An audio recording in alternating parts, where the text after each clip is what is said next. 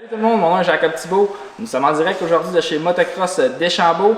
Nous avons aujourd'hui un invité spécial, multiple champion canadien Dylan Wright, qui est ici pour vous enseigner les meilleures techniques de pilotage en lien avec les écoles et les camps de vacances que nous offrons ici à Deschambault. C'est parti tout le monde, bon visionnement.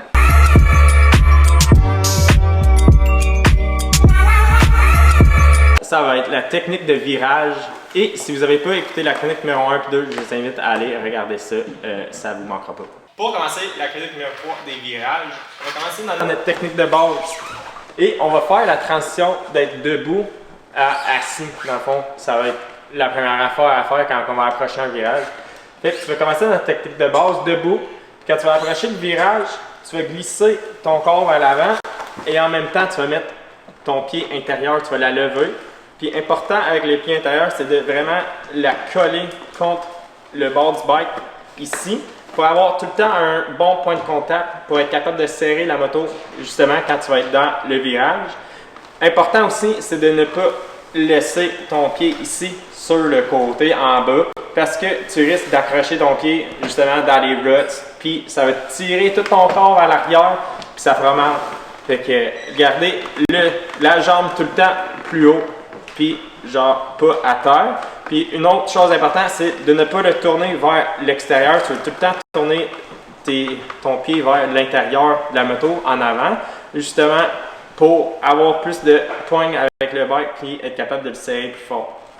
Bon, deuxièmement, ça va être ton corps en haut. Dans le fond, tu veux tout le temps être genre un peu plus vers l'avant, puis ça va garder les suspensions en avant un peu plus amorties quand tu veux être dans le virage ou dans des ruts, dans des burns, justement, tu vas être un peu plus en avant. Puis, autre chose importante, avoir le coude justement dans les airs. Tu veux pas avoir le coude ici parce que ça va être trop relax. Puis, tu vas utiliser bien trop des muscles en bas. Fait que tu veux tout le temps garder ton coude dans les airs. Puis, tu veux tout le temps regarder vers l'avant. C'est vraiment important dans le virage, justement, de tout le temps regarder où tu veux aller, dans le fond. Fait que quand tu vas rentrer le virage, tu vas regarder à l'extérieur du virage, justement, parce que tu veux te rendre libre. Si tu checkes trop vers le en bas, justement, tu checkes où tu vas aller. Fait que si tu checkes le sol, tu vas aller au sol, tu vas tomber. Fait que toujours garder les yeux où tu veux aller, puis la tête au-dessus, justement, du crossbar de la moto. Tout le temps, moi, j'ai tout le temps un doigt sur le break, justement, s'il y a quelqu'un qui tombe en avant de toi ou il y a un danger, tu peux tout le temps freiner si tu en as besoin dans le virage. Et tout le temps avoir un doigt sur la clutch, justement, si tu as besoin d'arrêter ou quelque chose, ça peut aider à arrêter plus vite. Ou, justement, si le bike est trop bas, tu peux donner plus de gaz. S'il est trop haut, tu peux taper la clutch, puis ça va te dropper le bike un petit peu vers le en bas. Autre chose, c'est de ne pas être trop assis vers l'arrière du bike. Parce que, justement, si tu es en arrière du bike, le devant du bike va vouloir continuer à aller tout droit.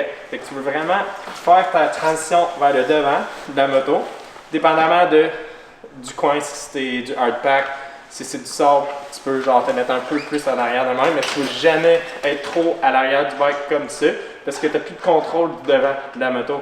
Fait que quand tu vas tourner, tu vas tout le temps être vers le devant, tu vas tout le temps avoir ta tête, regarder où tu veux aller. Puis, important aussi, c'est tout le temps garder même ton coude intérieur un peu plus haut. Ce qu'ils font beaucoup en erreur, c'est qu'ils vont dropper comme ça, vu que c'est un peu plus confortable. Mais tu as moins de force. Justement, si le bike il te pitch dans le bord, tu veux tout le temps avoir, tu sais, utiliser tes gros muscles à être stable sur la moto.